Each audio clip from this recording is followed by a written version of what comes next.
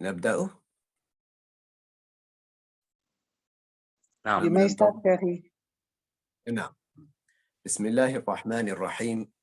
الحمد لله رب العالمين، والصلاة والسلام على سيدنا محمد سيد الأولين والآخرين وحبيب رب العالمين. نسأل الله تبارك وتعالى أن يرزقنا حسن النية. عنوان هذا الدرس نفع علم الدين في الحياة.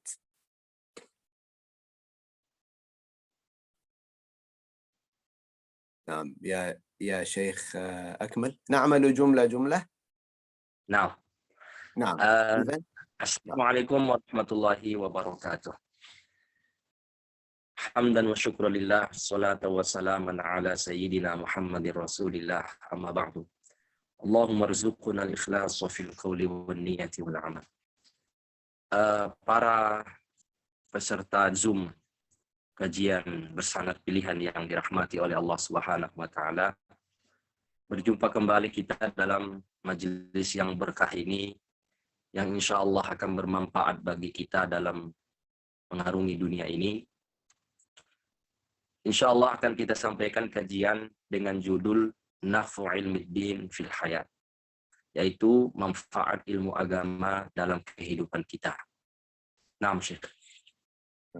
يقول الله تبارك وتعالى: أيحسب الإنسان أن يترك سدى.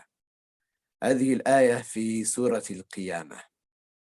معناها: هل كان يظن الإنسان أنه يترك في الدنيا لا يؤمر بفرض ولا ينهى عن حرام؟ هل هكذا كان يظن الإنسان؟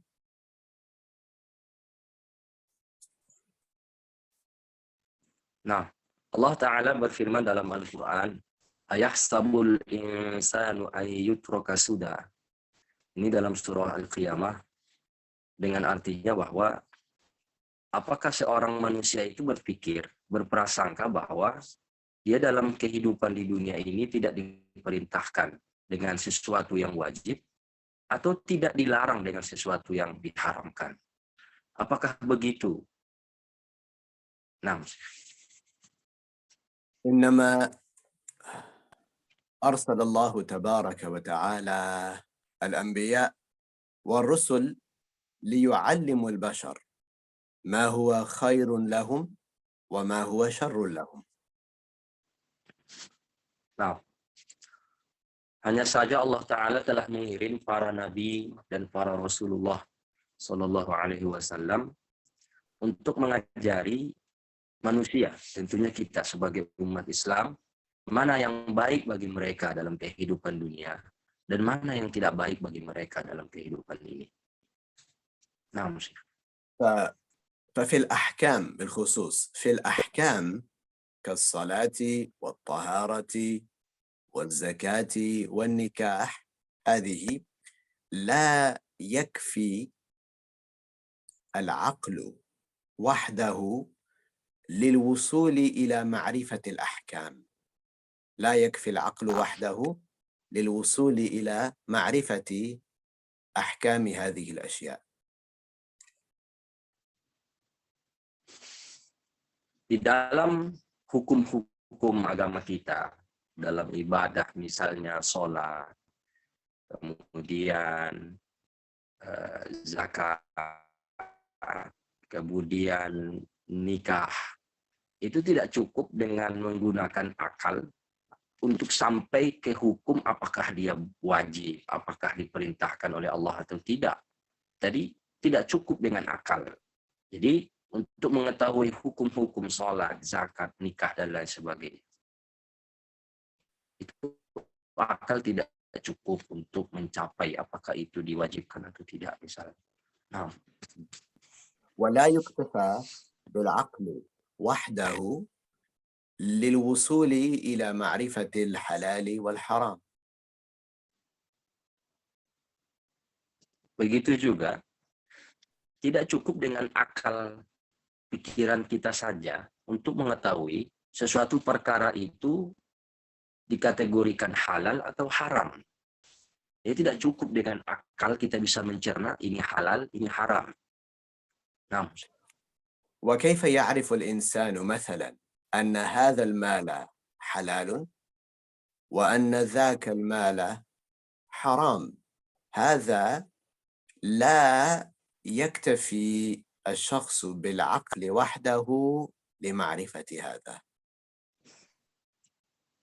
misalnya bagaimana seseorang mengetahui ini harta halal, ini harta haram.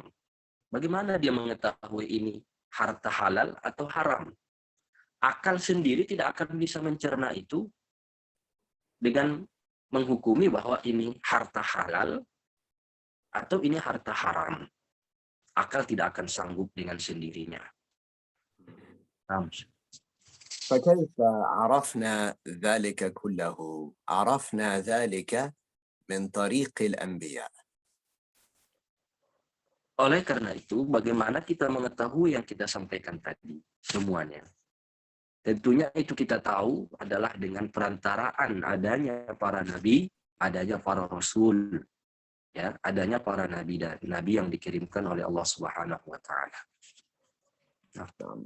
فالله تبارك وتعالى قد تفضل علينا، أكرمنا بأن أرسل لنا أنبياء ورسل.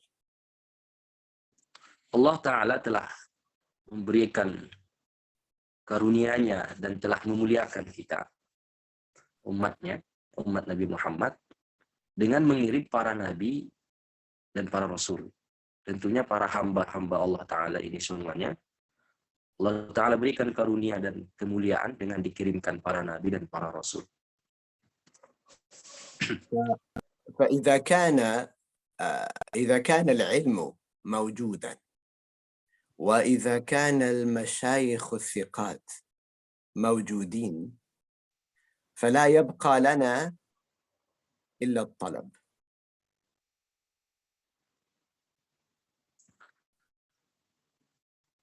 Maka jika ilmu untuk mencari hal-hal yang kita sebutkan ada di sekitar kita, kemudian ada orang-orang yang mengajari, yaitu para guru-guru kita, para syekh-syekh kita yang terpercaya, mereka ada di sekitar kita, ada yang mengajarkan kita hal itu, maka tidak ada jalan kecuali kita mencari ilmu itu. Dengan berbagai cara kita mencari ilmu itu dengan perantaraan mereka, perantaraan guru-guru kita yang ada. Nah. وقد بين لنا النبي صلى الله عليه وسلم في الحديث الذي رواه البيهقي وغيره، قال: طلب العلم فريضة على كل مسلم. Dan telah disampaikan oleh Nabi kita Nabi Muhammad Sallallahu Alaihi Wasallam yang diriwayatkan oleh Imam Al-Baihaqi dan selain Imam Al-Baihaqi, para imam-imam yang lain. Beliau bersabda, "Talabul ilmi fariidatun ala kulli muslim." Menuntut ilmu itu adalah wajib, fardu bagi setiap muslim. وفي رواية طلب العلم فريضة على كل مسلم ومسلمة أيضا.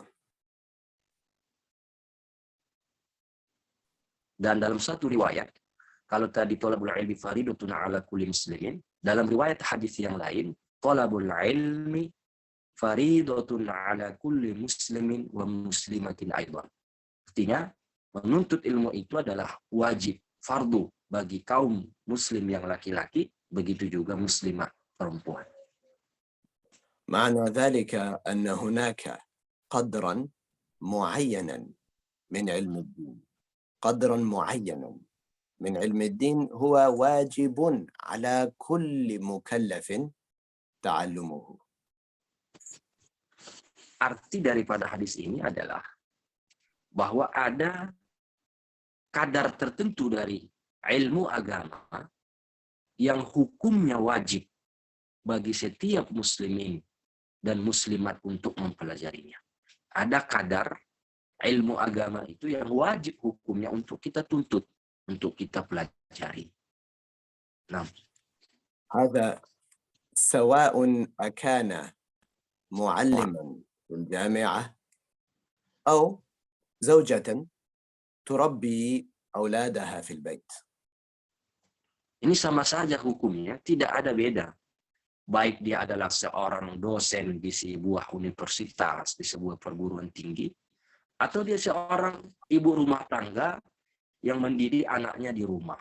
Kewajiban itu sama, yaitu menuntut ilmu yang kita sebutkan tadi. سواء كان الرجل مثلا ميكانيكيا يصلح السيارات أو خبازا يعمل في المخبز. Sama saja juga orang yang ada profesinya, misalnya seorang mekanik dalam memperbaiki mobil, misalnya bengkel, dia kerja di bengkel mobil, atau profesinya tukang roti di pabrik roti. Kewajiban itu tetap sama untuk menuntut ilmu agama. Apapun profesinya, itu wajib hukumnya untuk menuntut ilmu agama. Nah, كذلك يجب هذا العلم على الطالبة في الجامعة وعلى الفلاح وعلى الملاح الذي يقود السفينة. يجب على الكل هذا العلم، على الطالبة في الجامعة وعلى الفلاح في المزرعة وكذلك على الملاح الذي يقود السفينة. begitu juga kewajiban ini itu juga tidak beda bagi orang yang belajar kuliah di universitas, atau bahkan seseorang kerjanya petani, berkebun di sebuah kebun, atau dia kerjanya adalah supir kapal laut, menahkodai kapal laut. Itu hukumnya sama, tidak ada beda bagi mereka untuk mempelajari ilmu agama. نعم، فتبقى عندنا ثلاثة أسئلة، هي ما هو هذا العلم؟ هذا الأول. الثاني كيف نحصل هذا العلم؟ والثالث ما فوائده؟ أولا ما هو؟ الثاني كيف نحصله؟ والثالث ما فوائد هذا العلم؟ Oleh karena itu, kita bisa simpulkan 3 pertanyaan yang harus kita jawab bersama. Pertama adalah ilmu apa yang dimaksud yang kita sebutkan tadi. Ya, saya ulangi, ada 3 pertanyaan yang harus kita jawab bersama. Yang pertama adalah ilmu apa yang kita sebutkan tadi. Yang kedua, bagaimana cara kita mencari itu, mendapatkan ilmu itu. Dan yang ketiga, apa manfaat kegunaan daripada ilmu tersebut. نعم، فهذا العلم هو تعلم الإيمان أولا، لأن النبي صلى الله عليه وسلم قال كما رواه البخاري: أفضل الأعمال إيمان بالله ورسوله عليه الصلاة والسلام. Sallallahu alaihi wasallam. Jadi ilmu yang dimaksud ini adalah mempelajari iman yang terlebih dahulu. Mempelajari iman terlebih dahulu. Karena memang Rasulullah Sallallahu alaihi wasallam bersabda yang diriwayatkan oleh Imam Al-Bukhari, afdalul a'mali imanun billah. Seafdol, seutama-utama pekerjaan yang kita luangkan adalah untuk mempelajari iman kepada Allah Subhanahu wa ta'ala. ومع ذلك تعلم كيفية الصلاة والطهارة والزكاة والصوم والنكاح والبيع والشراء. Begitu juga selain itu, mempelajari bagaimana tata cara sholat, mempelajari toharoh, bersuci dengan baik, kemudian zakat, kemudian puasa Ramadan, kemudian haji, kemudian yang lainnya. Dan itu semuanya adalah hukumnya wajib untuk dipelajari. كذلك تعلم الواجبات القلبية. القلب له واجبات يجب تعلمها. selain yang kita sebutkan juga mempelajari kewajiban-kewajiban hati. Perlu diketahui saudara-saudaraku sekalian, hati ini ada kewajiban yang wajib untuk dilakukan. Hati kita ini ada yang dituntut untuk dilakukannya. Kewajiban yang harus dilakukannya. Nah, ويجب تعلم معاصي الجوارح كالعين واللسان والأذن والقدم. هذه الجوارح لها معاص ينبغي تعلمها. selain yang kita sebutkan, yang pertama, juga wajib dipelajari adalah maksiat-maksiat dari anggota badan kita. Maksiat mata, maksiat lidah, maksiat telinga, kaki. Semuanya yang kita sebutkan anggota badan ini ada maksiat yang dilakukan oleh anggota badan itu. Maka wajib kita pelajari apa saja maksiat yang dimaksud agar bisa kita menghindarinya, bukan untuk dilakukan. Nah. وباختصار مما يجب تعلمه أيضا من هذا العلم هو كيف يحفظ الإنسان نفسه من الخروج من الدين. Secara ringkas, dari yang kita sebutkan adalah kesimpulannya, bagaimana kita mempelajari agar kita bisa menjaga iman kita, agama kita, dari keluar daripada Islam. Ini yang terpenting. Jadi harus dijaga iman kita ini agar tidak keluar, agar tetap dalam keadaan iman. Nah, فكانت هذه الأسئلة الثلاث. السؤال الأول: ما هو هذا العلم؟ وقد أجبنا عن هذا السؤال. Nah, inilah yang kita sampaikan jawaban dari pertanyaan yang 3 tadi. Kita sudah sampaikan tadi ilmu apa yang kita maksud tadi wajib untuk dipelajari. Yang kita sampaikan tadi adalah ma huwa hadzal ilm, ilmu apa yang dimaksud telah kita sebutkan. Nah, السؤال الثاني الآن: كيف نحصل هذا العلم؟ kedua, pertanyaan yang disebutkan tadi, bagaimana kita menghasilkan, mendapatkan ilmu tersebut? Ya, bagaimana kita mendapatkan ilmu tersebut? هذا العلم لا يحصل وحده في القلب. Tentunya kita tahu bersama ilmu ini tidak akan langsung menancap di hati kita. Tidak akan ada dengan sendirinya di dalam hati kita. Nah, لا يحصل بدون اتخاذ الأسباب. مثلا الله تبارك وتعالى خلق الأسباب والمسببات. tidak akan kita dapatkan ilmu-ilmu ini tanpa mengarungi melakukan sebab ikhtiar yang kita lakukan. Karena Allah Ta'ala menciptakan sebab dan musabbab. Allah menciptakan sebab dan menciptakan juga akibat atau sebab musabbab. Nah. مثلا إذا أكلت تشبع عادة، فهل تشبع بدون طعام؟ الجواب لا. وكذلك إذا كنت عطشان وشربت شيئا ترتوي عادة، لا ترتوي بدون أن تشرب شيئا.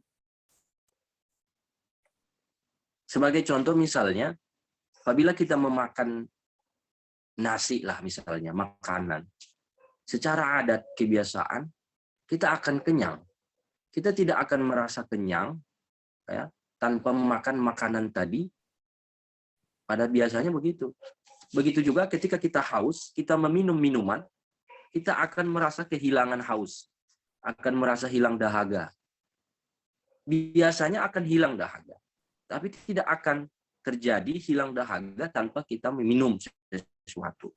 Nah, ini sebagai contoh. فهكذا كيف يحصل الشبع بالطعام؟ كيف يحصل الارتواء بالشرب؟ هكذا يوجد سبب للعلم سنذكره.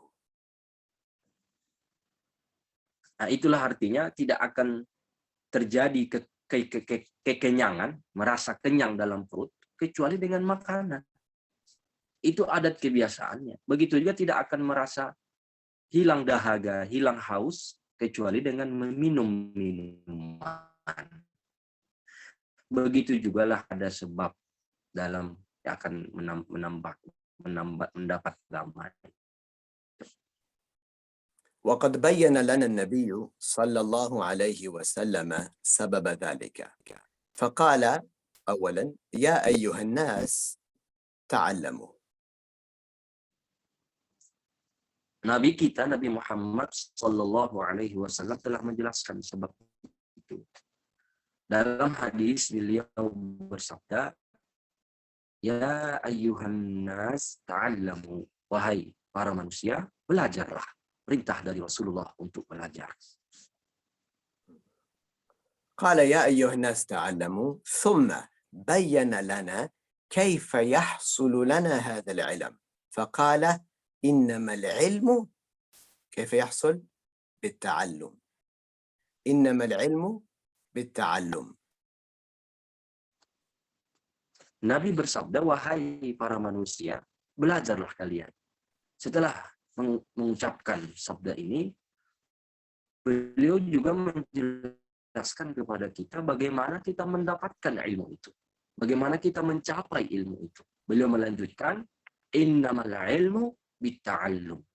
Ilmu itu hanya bisa didapatkan dengan sengaja kita belajar, sengaja kita menuntut, sengaja kita mencari ilmu tersebut. فكما قلنا في الأول العلم لا يحصل وحده في القلب بدون فعل أي شيء، لا يحصل وحده في القلب إنما بالتعلم. وكيف يكون التعلم؟ يكون بحضور الدروس، بحضور المجالس العلمية المباركة والكتابة والقراءة والمراجعة والسؤال والجواب. هكذا يحصل العلم. Sebagaimana kita sampaikan bahwa ilmu itu tidak akan tertancap langsung ada di hati kita. Langsung kita mengetahui ilmu itu. Tanpa kita melakukan sesuatu. Tanpa melakukan sebab tertentu. Tanpa melakukan hal yang kita sengaja untuk mendapatkan ilmu itu. Tentunya, bagaimana cara kita mendapatkan ilmu-ilmu yang kita sebutkan tadi, yaitu menghadiri ad-durusul, ya, bihuduri ad-durusul mubarakah. Tempat-tempat di mana di situ diajarkan ilmu-ilmu agama. Kita hadir di dalamnya, menghadiri pengajian, menghadiri majelis ilmu. Setelah menghadiri, tidak hanya menghadiri, kita dituntut untuk mencatat, menulis apa yang kita dengar, apa yang kita pelajari. Setelah itu kita baca tentunya. Setelah dibaca, diulang-ulang, murajaah. Diulang-ulang terus-menerus. Kemudian, kalau tidak ada yang tidak perlu ditanyakan, tidak ditanyakan. Jika tidak paham, maka silakan ditanya. Wasu'al wal jawab. Ditanya dan dijawab oleh guru kita.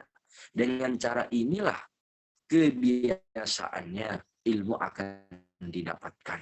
Dengan menghadiri majelis yang berkah, yang mubarakah, kemudian mencatat, kemudian membaca, kemudian murajaah, mengulang-ulang pelajaran. Kemudian kalau tidak paham pelajaran, silahkan tanyakan kepada guru kita dan akan dijawab oleh guru kita tersebut. فمن فعل هذا، من تعلم علم الدين هكذا فيكون هو ملبيا لدعوة رسول الله صلى الله عليه وسلم حيث أمرنا بالتعلم. Oleh karena itu, barang siapa yang melakukan dengan tata cara yang kita sebutkan, maka dia telah melaksanakan apa yang diperintahkan oleh Rasulullah Sallallahu Alaihi Wasallam. Karena Nabi telah memerintahkan kita untuk belajar ilmu agama dengan menggunakan tata cara yang kita sebutkan. Dia telah melaksanakan perintah daripada Rasulullah Sallallahu Alaihi Wasallam untuk menuntut ilmu. فبعد أن بين لنا النبي عليه الصلاة والسلام أن تعلم العلم فرض على كل مسلم، بين لنا أن هذا العلم كيف يتعلم بهذه الطرق التي ذكرناها. ثم بعد ذلك أيضا في حديث آخر بين لنا النبي صلى الله عليه وسلم كيف ينقل هذا العلم. أولا قال لنا هذا العلم تعلمه واجب. ثانيا ذكر لنا كيف تحصل عليه. ثم ثالثا سنذكر كيف ينقل هذا العلم المبارك الشريف. Setelah yang kita sebutkan tadi bahwa ada kadar ilmu agama yang wajib kita pelajari. Ya, setelah kita tahu apa ilmu yang wajib dipelajari, setelah itu kita sudah sampaikan tata cara mendapatkan ilmu tersebut, bagaimana kita mendapatkan ilmu itu, cara yang disarankan dalam agama agar kita mendapatkan ilmu tersebut, agar kita mengetahui ilmu tersebut. Yang ketiga adalah setelah kita mengetahui ilmu itu, setelah kita kuasai dengan tata cara yang kita sebutkan, bagaimana cara kita menyampaikan ilmu itu. Kaifa yunqalu hadzal ilm. Bagaimana kita menyampaikan ilmu ini kepada orang lain. Nah, قال رسول الله صلى الله عليه وسلم: نضر الله امرأ سمع مقالتي فوعاها فأداها كما سمعها. معناه أن الله تبارك وتعالى ينور وجه الشخص الذي يسمع العلم. يسمع، فلا بد من السماع من المشايخ الثقات من أهل العلم، فالله ينور وجه الشخص الذي يسمع حديث النبي صلى الله عليه وسلم فوعاها، أي فيفهمها جيدا، فأداها، أي ثم ينقل هذا العلم كما سمعه تماما، لا يغير فيه حرفا، لا يزيد من عنده شيئا، إنما كما تحمله، كما تلقاه عن مشايخه الثقات هكذا ينقله. وهكذا ينبغي نقل العلم بالثقات.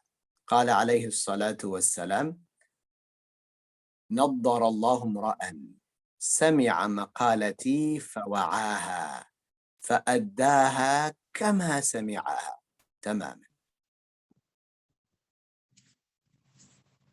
nah, Rasulullah Shallallahu Alaihi Wasallam telah bersabda dalam sebuah hadis, "Nadarallahu mura'an sami'a maqalati fawa'aha fa'addaha kama sami'aha."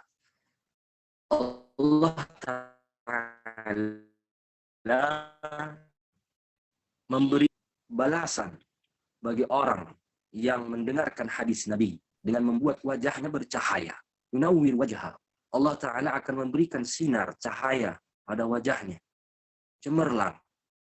Orang yang mendengarkan hadis Nabi, kemudian dia pahami seperti yang semestinya. Setelah dipahaminya dengan baik, fa'addaha, kemudian sampaikan kepada orang lain, kepada masyarakat, kepada saudaranya, seperti yang dia dengar dari gurunya. Sebagaimana dia dengar dari guru-gurunya yang siqat, guru-gurunya yang terpercaya, dari syekh-syekhnya yang terpercaya, dari ustadz-ustadznya yang dia talaqikan ilmu tersebut. Dia tidak menambahi satu huruf, dia tidak kurangi satu huruf, tapi dia sampaikan seperti apa yang dia dapatkan dari gurunya, begitu jugalah disampaikan kepada orang lain. Orang yang modelnya seperti ini, ketika dia telah belajar dari gurunya yang siqat, kemudian dia pahami dengan baik, kemudian disampaikan ke orang lain dengan seperti yang dia dengar, tidak ditambahi, tidak dikurangi, dia akan dapat jaminan dari Allah. Nadarallahu imra'an, akan diberikan cahaya pada wajahnya. Ini jaminan dari Allah Subhanahu wa taala. Nah. وثالثا الآن السؤال أو الجواب على السؤال الثالث: ما فوائد هذا العلم؟ Sudah kita jawab pertanyaan yang pertama tadi, ya. Ada 3 tadi pertanyaan. Kita ulang. Ilmu apa yang dimaksud wajib dipelajari? Sudah kita jawab. Kemudian, bagaimana cara mendapatkan ilmu tersebut? Yang ketiga, bagaimana, ya? Bagaimana? Yang ketiga yang kita sebutkan tadi, apa manfaat, fawaid dari ilmu agama yang kita pelajari? Setelah kita tahu ilmunya, kemudian cara mendapatkannya, kemudian apa manfaatnya ilmu tersebut? Nah. فائدة هذا العلم الكبرى أنك إذا تعلمت هذا العلم وعملت به تكون مرضيا عند الله تبارك وتعالى، تكون من أهل النجاة، تكون ممن يرضاه الله تبارك وتعالى. هذه أكبر فائدة من تعلم هذا العلم والعمل به. Di antara faedah-faedah manfaat ilmu agama yang kita sebutkan tadi, manfaat yang paling besar di antaranya adalah al-kubra, yang paling besar manfaatnya. Apabila kita mempelajari ilmu ini, kemudian kita praktekkan, kita amalkan dalam keseharian kita, ya, sebagaimana kita pelajari, begitulah kita praktekkan, kita amalkan, kita yakini, kita kerjakan dalam keseharian kita. Kita termasuk orang-orang yang diridhoi oleh Allah Subhanahu wa taala, termasuk orang yang akan selamat nanti di akhirat tentunya, termasuk orang-orang yang akan diridhoi oleh Allah taala di antara orang-orang lain. Nah, inilah termasuk daripada manfaat yang besar daripada ilmu agama kita sebutkan tadinya. Ya. ومن فوائد هذا العلم أيضا أنك تصبح تعرف كيفية معاملة الناس، تصبح تعرف كيفية معاملة الناس. الناس فيهم الكبير، فيهم الصغير، فيهم السريع، فيهم البطيء، فيهم من يغضب بسرعة، وفيهم من هو سهل بسيط متواضع. الناس أجناس، الناس من أنواع مختلفة، فبهذا العلم تتعلم كيفية التصرف مع الناس أيضا. Di antara manfaat ilmu agama yang kita sebutkan tadi, dengan macam-macam ilmu agama yang kita sebutkan tadi, kamu dan kita semuanya akan sanggup dan akan bisa bagaimana kita bermuamalah dengan orang lain, dengan tetangga, dengan saudara kita yang lain. Karena sejatinya kalau kita sudah terjun berdakwah, kita bergaul, bergaul di kalangan masyarakat, di kalangan orang lain. Di antara mereka itu ada orang tua, ada anak kecil, ada yang cepat marah, ada yang cepat dalam berbicara, ada yang lambat dalam berbicara, ada orang yang tawadhu, ada orang yang suka bercanda. Manusia itu sangat banyak macamnya, sangat banyak perilakunya yang berbeda-beda satu dengan yang lain. Maka dengan ilmu agama ini kita akan tahu bagaimana cara kita menghadapi satu persatu di antara mereka. Bagaimana kita menghadapi orang yang marah, bagaimana kita menghadapi orang yang tua, yang muda, yang kecil, yang suka bercanda, orang yang tawadhu dan lain sebagainya. Tentunya dengan ilmu agama lah kita bisa untuk bermuamalah, berbaur, bergaul, dan bergabung dengan mereka. Tentunya dengan ilmu agama lah kita bisa. فإن النبي صلى الله عليه وسلم علمنا قواعد للحياة، قواعد. أحاديثه صلى الله عليه وسلم عظيمة جدا، نستطيع أن نستخرج منها قواعد للحياة، خصوصا في كيفية معاملة الناس. من هذه القواعد العظيمة أنه قال في معاملة الناس، أنه قال عليه الصلاة والسلام: ليس منا من لم يوقر كبيرنا ويرحم صغيرنا. أي ليس مؤمنا كاملا لم يبلغ درجة الكمال من لم يحترم كبيرنا ولم يرحم صغيرنا.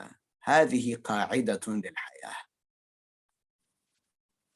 Dari hadis Nabi, dari penjelasan yang kita sebutkan, Nabi kita Muhammad Sallallahu Alaihi Wasallam mengajari kita kaidah, aturan dalam bermuamalat, dalam mengarungi hidup, mengarungi kehidupan ini. Sangat banyak beliau menyampaikan bagaimana cara kita bermuamalat dengan orang lain. Di antara kaidah yang azimah, yang sangat agung yang beliau sampaikan adalah dalam hadis Nabi. Laisa minna man lam yuqir kabirana wa yarham saghirana. Tidak termasuk sempurna jika di antara tidak ada yang menghormati, jika dia tidak mengagungkan, menghormati orang tua dan menyayangi anak kecil. Ini salah satu kaidah dalam bermuamalah. Jika kita menghormati orang tua, kita menyayangi anak kecil, nah inilah termasuk yang diajarkan oleh Rasulullah Sallallahu Alaihi Wasallam. كذلك من هذه القواعد العظيمة في معاملة الناس أنه قال عليه الصلاة والسلام: إن عيرك امرؤ بما يعلم فيك فلا تعيره بما تعلم فيه. معناه أن شخصا إذا شتمك، إذا ذمك، إذا ذكرك بسوء بشيء هو فيك، هذا الشيء هو فيك، هو من صفاتك، فإذا فعل ذلك فأنت الأحسن ألا ترد بجواب فيه ذم له لما تعرفه فيه. الأحسن ألا ترد عليه. قال عليه الصلاة والسلام: إذا عيرك امرؤ بما يعلم فيك فلا تعيره بما تعلم فيه. يعني كثير من الناس ردة فعلهم أنه إذا ذمه شخص يرد فورا بالمثل أو يرد بما فوق ذلك. فالنبي عليه الصلاة والسلام يقول: إن الأحسن لا يرد الشخص، لأنه بعد ذلك ماذا سيحصل؟ هذا سيذمه فهذا يرد وهذا إلى أن يصل الأمر، أحيانا يصل الأمر إلى القتل والعياذ بالله تعالى. فلو التزمنا بالقواعد التي ذكرها النبي صلى الله عليه وسلم مثل هذه القاعدة لسلم الناس من كثير من الشر. إن امرؤ عيرك بما فيك فلا تعيره بما تعلم فيه. Nah, saudara-saudaraku, para peserta kajian ini yang dirahmati oleh Allah Subhanahu wa taala. Di antara muamalah yang diajarkan oleh Nabi kita Nabi Muhammad sallallahu alaihi wasallam. Dalam sebuah hadis, in ayyaraka amru'un bima ya'lamu fik fala tu'ayyirhu bima ta'lamu fik. Apabila seseorang mencacimu, memakimu dengan yang sesuatu memang ada pada diri kita hal tersebut, maka yang lebih baik, kata Rasulullah, jangan kita balas dengan cacian yang sama. Jangan kita balas. Jangankan membalas atau lebih daripada jawaban yang sama. Ya, kita tidak boleh menjawab. Banyak di antara kita mungkin tidak sadar, terkadang ketika dicaci oleh orang lain dengan cepat dia membalas cacian itu dengan cacian yang sama, bahkan dengan cacian yang lebih daripada cacian orang tersebut, makian yang diberikan kepada kita. Al-ahsan, kata Rasulullah, yang lebih baik, la yarudduhu, jangan dijawab sama sekali. Lebih baik diam. Karena kenapa tidak boleh dijawab? Inilah kaidah, aturan yang Rasulullah anjurkan kepada kita. Apabila kita tidak jawab, maka akan selesai. Tidak ada rembetan kepada hal yang lain.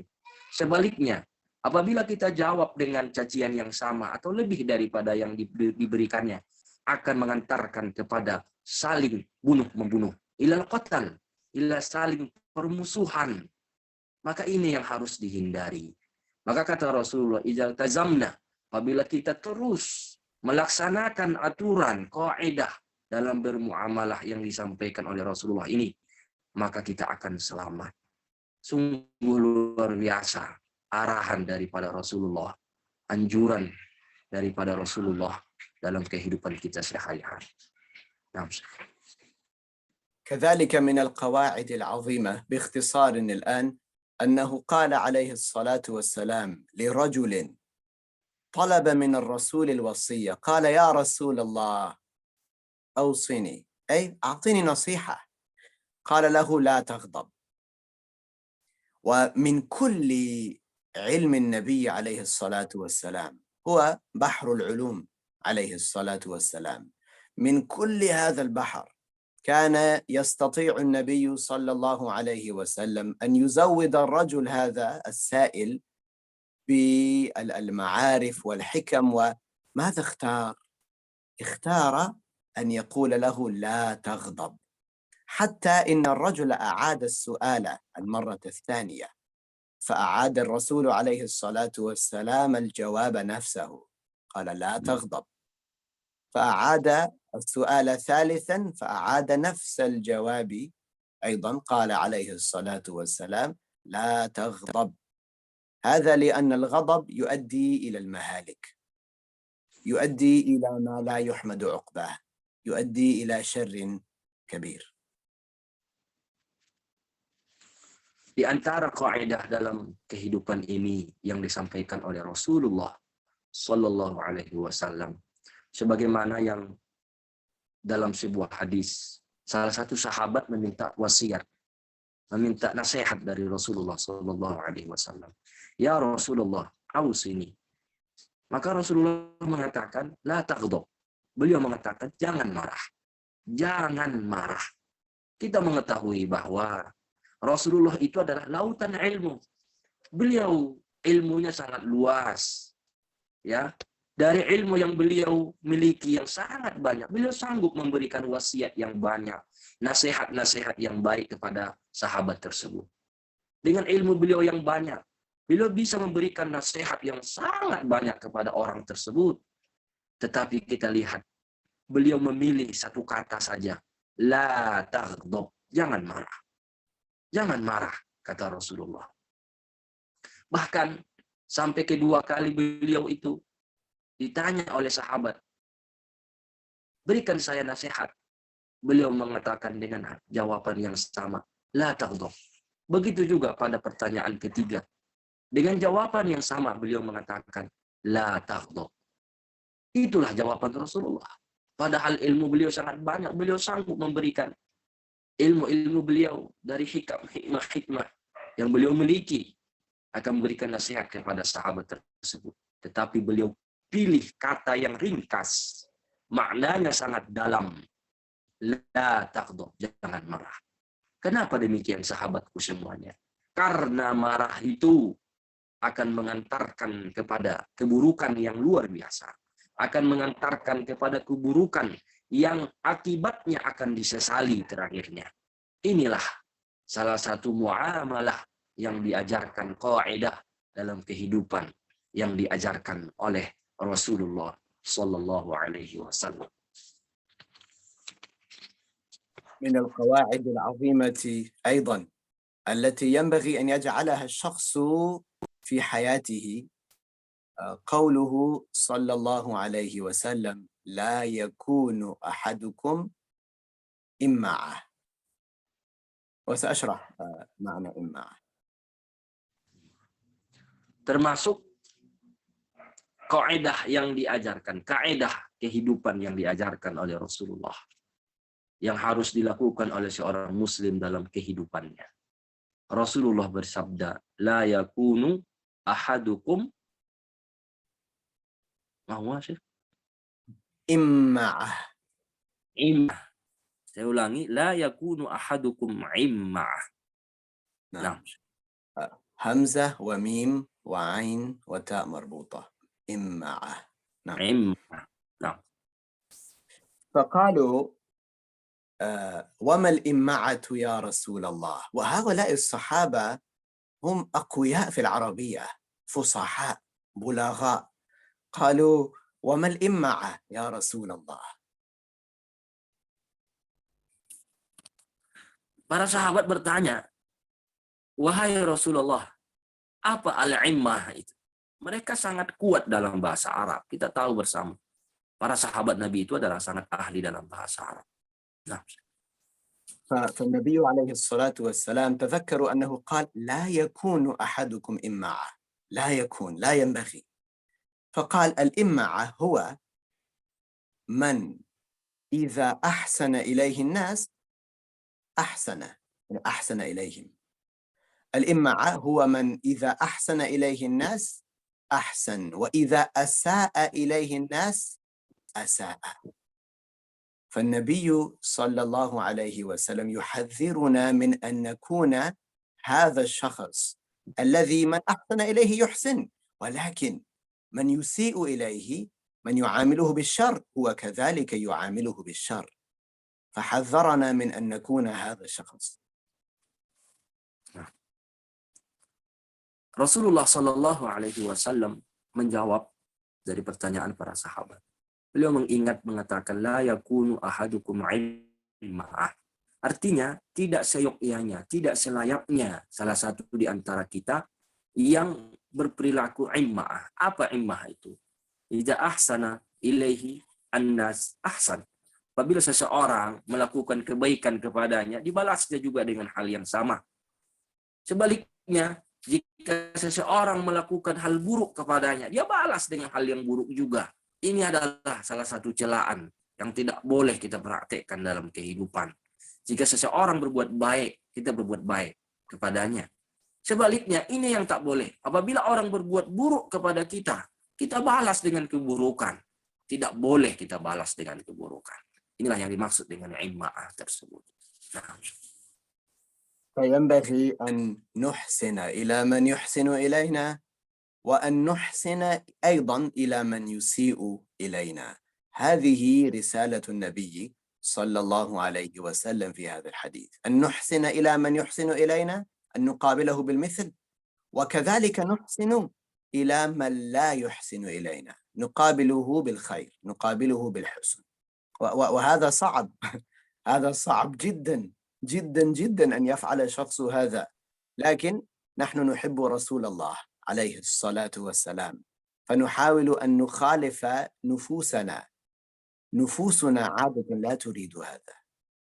شخص إذا كان يعاملنا بالشر مثلا، كلما ينظر إلينا هكذا، ينظر إلينا بغضب، فنفس الشخص تجد هذا الأمر صعبا أن نبتسم له، أن نسأل كيف حالك؟ السلام عليكم.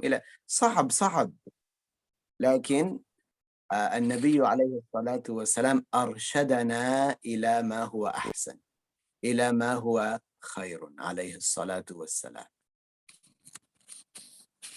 Nah, jadi Rasulullah Shallallahu Alaihi Wasallam telah mengajari kita dalam kaidah bahwa apabila ada seseorang berbuat baik kepada kita, maka memang yang patut kita laksanakan membalas baik seperti yang dia lakukan. Sebaliknya, jika ada orang berbuat buruk kepada kita, kita jangan balas dengan keburukan. Rasulullah mengajari, jika ada orang berbuat buruk kepada kita, berbuat jahat kepada kita, kita harus membalasnya dengan kebaikan. Nuqabiluhu bil ihsan. Kita melakukannya dengan kebaikan. Kita membalasnya dengan kebaikan. Apabila orang berbuat buruk, kita balas dengan kebaikan. Kita tahu memang ini sesuatu yang sulit, sangat sulit untuk dipraktekkan dalam kehidupan sehari-hari. Hati kita ini sangat menolak. Karena hati kita ini, dia akan menginginkan membalas dengan keburukan. Misalnya, apabila ada seseorang melihat kepada kita dengan pandangan marah, dengan pandangan yang marah begini misalnya, sangat sulit bagi kita untuk menegurnya dengan bersenyum. Apa kabarmu misalnya dengan senyuman. dia menatap kita dengan marah, ya, dengan pandangan marah, hati kita ini akan sulit untuk memandangnya, membalasnya dengan senyuman.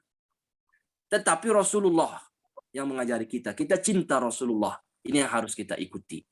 Apabila orang memandang kita dengan nada, dengan cara marah kepada kita harus balas dengan senyuman. Kita harus melihat dia dengan senyum.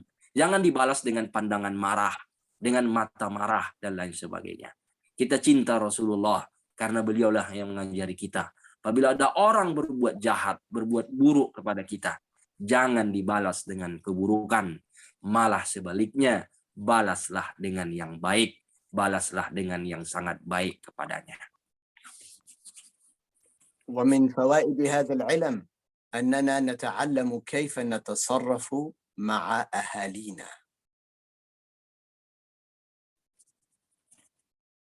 Di antara manfaat ilmu yang kita sebutkan tadi, yang sangat banyak. Bagaimana cara kita bermuamalah? Bagaimana cara kita dengan keluarga? فعلمنا النبي صلى الله عليه وسلم حق كل شخص في الأهل. Rasulullah Shallallahu Alaihi Wasallam telah mengajari hak setiap seseorang di dalam keluarga. Setiap individu di dalam keluarga itu ada haknya yang dia harus dapatkan. Rasulullah telah mengajarkan itu.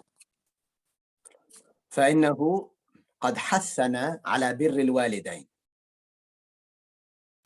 Sesungguhnya Rasulullah Shallallahu Alaihi Wasallam telah mengajak kita, memerintahkan kita untuk berbakti kepada orang tua, berbuat baik, berbakti kepada orang tua. فقال عليه الصلاة والسلام في شأن الوالد: الأب أو الوالد أوسط أبواب الجنة.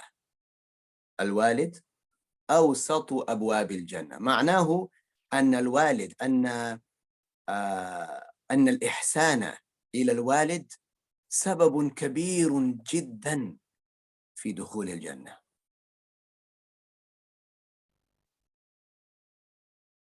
نعم. عيد شيخ لو سمحت الحديث. الوالد أوسط أبواب الجنة.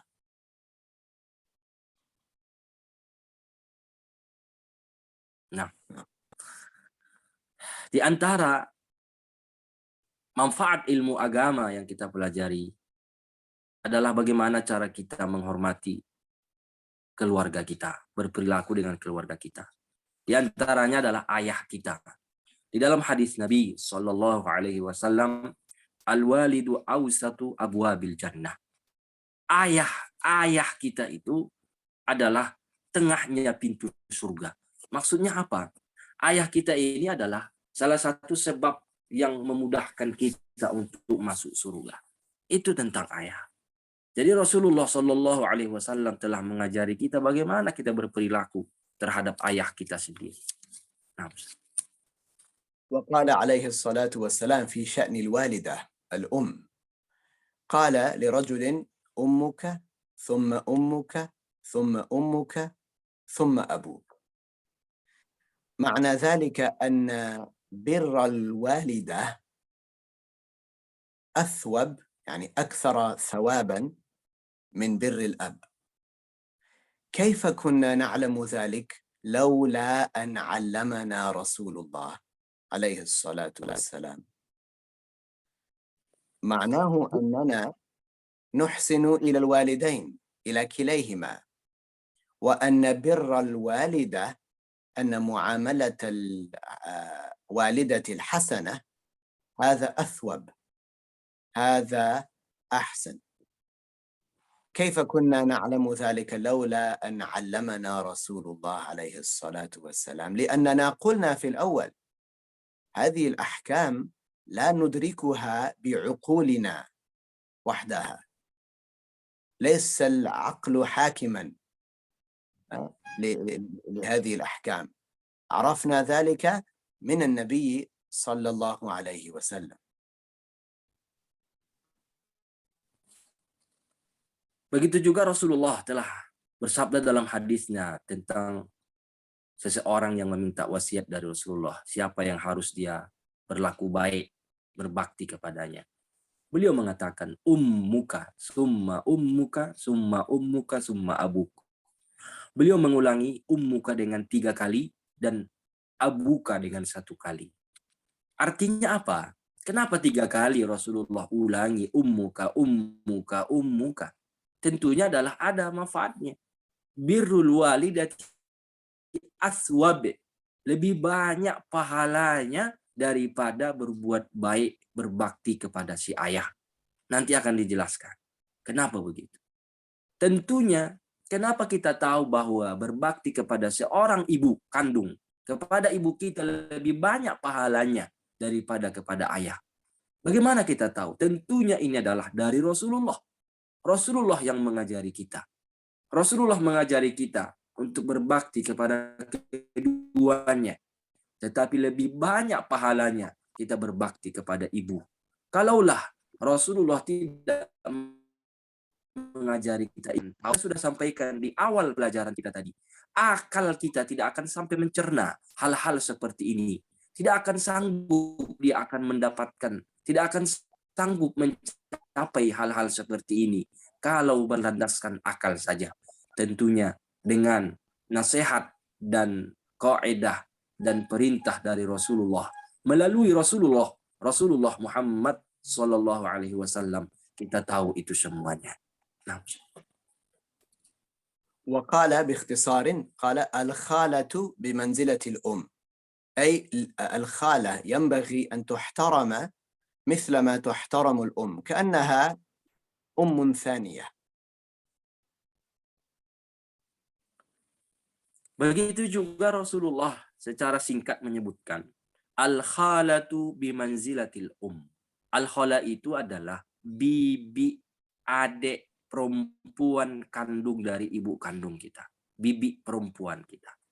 Ya, atau bibi lah, bibi kita, bibi kandung kita. Itu bimanzilatil Artinya bahwa kita menghormati bibi kita. Karena itu adalah seperti ibu kandung kita. Kita harus menghormatinya. Kita harus memuliakannya. Harus berbakti kepada bibi kandung kita. Nah.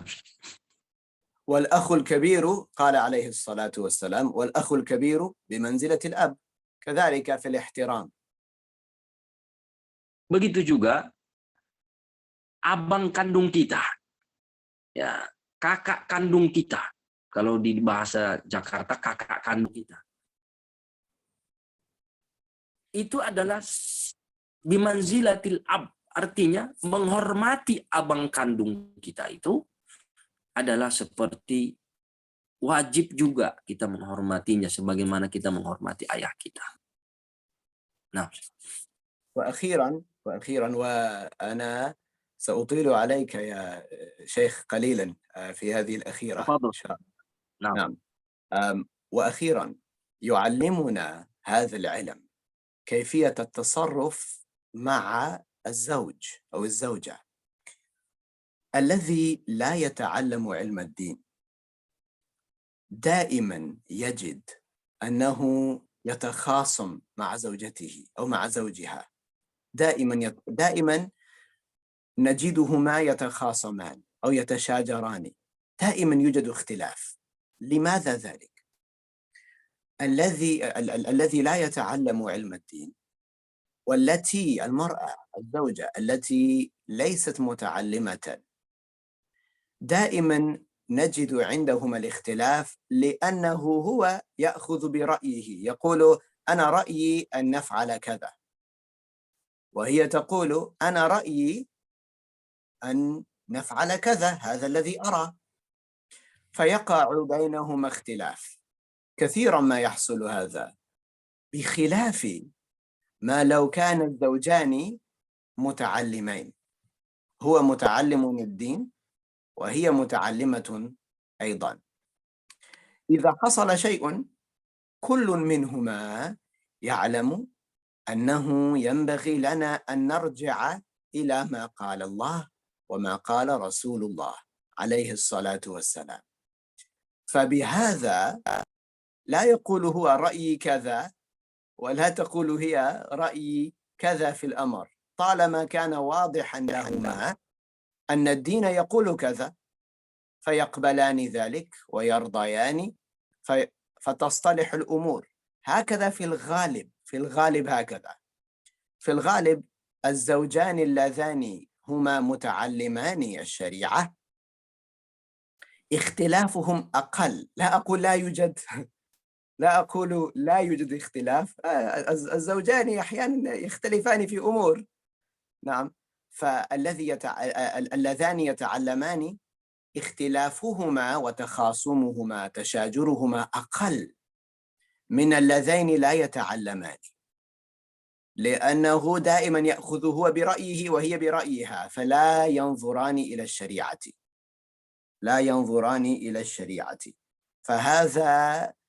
هذا من أعظم فوائد تعلم الدين، هي حسن العشرة مع الزوجة، مع الولد، مع الأخ، مع الأخت، مع الأب، مع الجد والجدة، ومع الأصدقاء.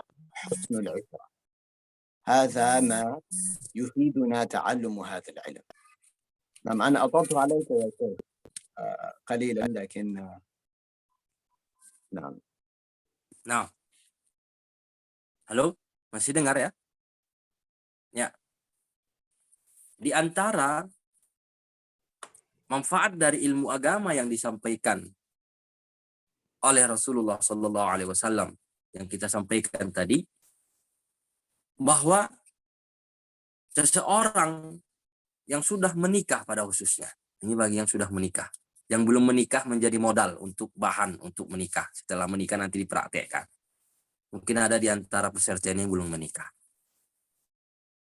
Di antara manfaat ilmu agama adalah kita lihat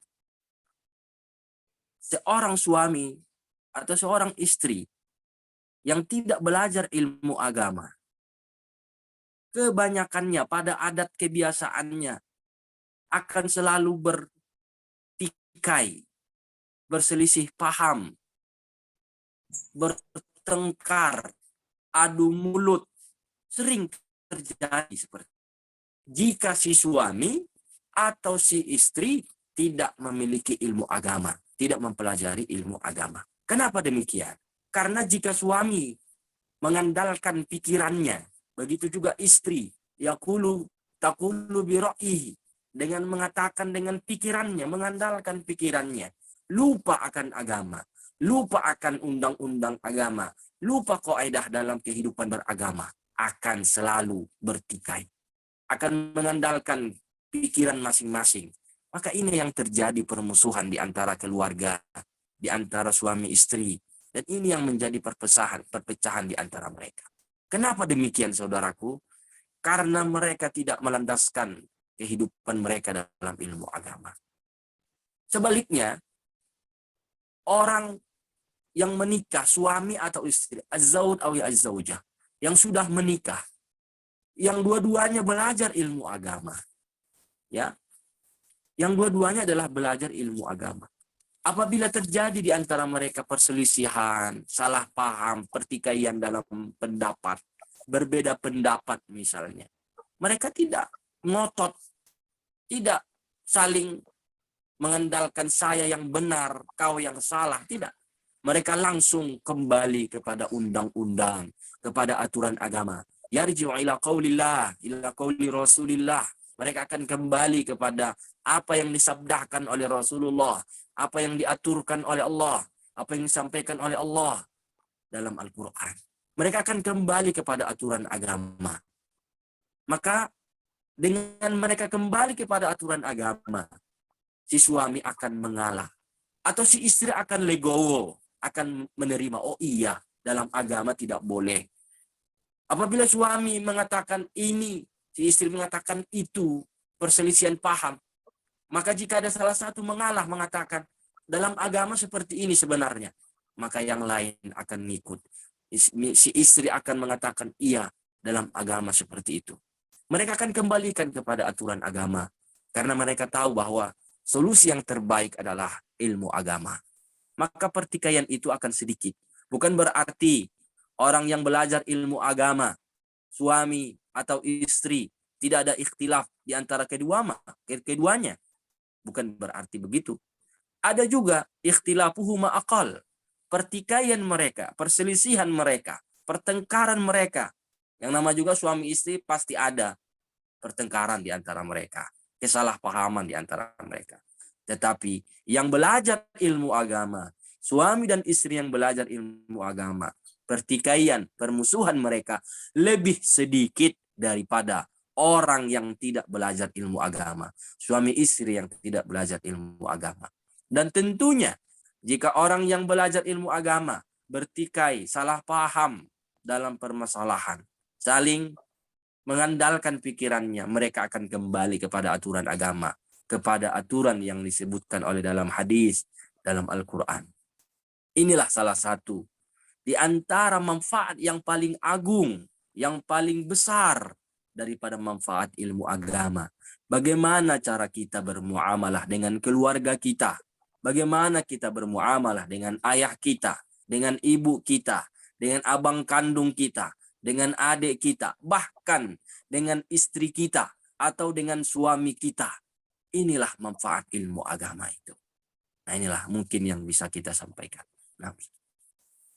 نعم، وهكذا فوائد كثيرة كثيرة كثيرة جدا لمن تعلم وعمل بما تعلم. لا يمكننا كمسلمين، لا يمكننا أن نذكر كل هذه الفوائد في مجلس واحد. لا، هي كثيرة جدا ورائعة عظيمة سبحان الله. لكن ترون أن بعض هذه القواعد التي ذكرت اليوم هي حقيقة بعض هذه الأحاديث قواعد للحياة. من التزم بها يفلح إن شاء الله، ينجح، يفوز. Para pemirsa, saudara-saudaraku sekalian, inilah sebagian daripada manfaat daripada belajar ilmu agama tadi. Manfaat orang beragama tadi. Kalau kita telusuri manfaatnya sangat banyak. Lebih daripada yang kita sebutkan. Ini secuil, sedikit daripada manfaat-manfaat ilmu agama. Tentunya pada majelis yang singkat ini, kita tidak sanggup menyebutkan semua manfaat ilmu agama yang sangat banyak itu. Kita cukupkan ini. Tentunya orang-orang yang belajar ilmu agama, kemudian dia mengamalkan ilmu agama tersebut, mempraktekkannya dalam kehidupannya, maka dialah orang-orang yang akan selamat, orang-orang yang akan diridhoi oleh Allah Subhanahu wa taala, orang-orang yang akan mendapatkan keselamatan nanti. Nah. وهكذا إن شاء الله نختم إذن هذا المجلس بهذا. الله تعالى ينفعني وينفعكم بهذا العلم، وأن يرزقنا تعلمه والعمل به، ويجعلنا من الذين يستمعون القول فيتبعون أحسنه. وبارك الله تعالى فيكم. Ya, saudara-saudaraku sekalian, demikianlah penjelasan dari Syekh kita tentang manfaat ilmu agama dalam kehidupan kita. Judul daripada pengajian kita sore hari ini, manfaat ilmu agama dalam kehidupan. Mudah-mudahan apa yang disampaikan oleh beliau menjadikan bahan kita jadi kaidah dalam mengarungi kehidupan ini. Undang-undang, aturan, cara bagaimana kita melaksanakan hidup dan kehidupan ini. Tentunya kalau kita berpegangan dengan yang disampaikan oleh Rasulullah Shallallahu Alaihi Wasallam, semuanya ini adalah kaidah, ini adalah undang-undang yang harus kita pegang. Mudah-mudahan apa yang disampaikan oleh beliau bisa kita amalkan dalam kehidupan kita sehari-hari, dan kita termasuk orang-orang yang diridhoi, orang-orang yang akan diselamatkan oleh Allah Subhanahu wa taala nanti di akhirat. Amin ya rabbal alamin. Demikian dari beliau. Beliau mengucapkan mudah-mudahan Allah memberikan keberkahan kepada kita. Barakallahu bikum. نعم. ذكر لي توجد أسئلة أم لا توجد أسئلة أم كيف نعم شيخ، هناك بعض من يسأل.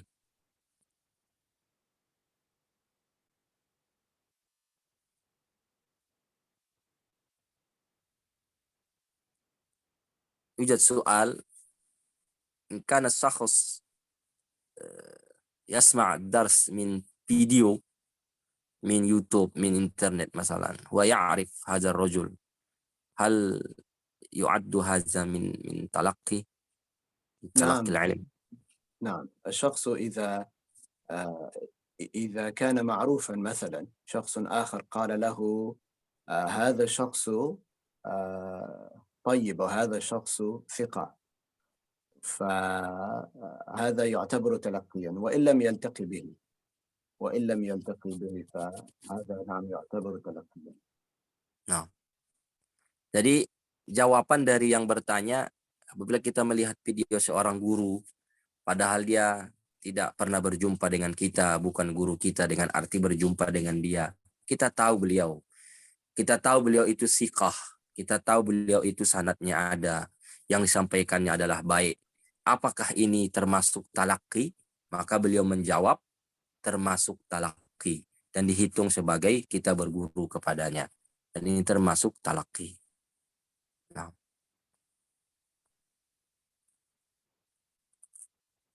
نعم هذا هو الشيخ بارك الله فيكم.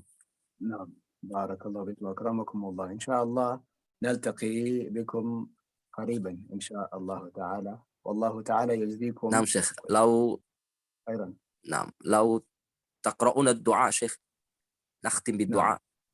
نعم. تفضل شيخ.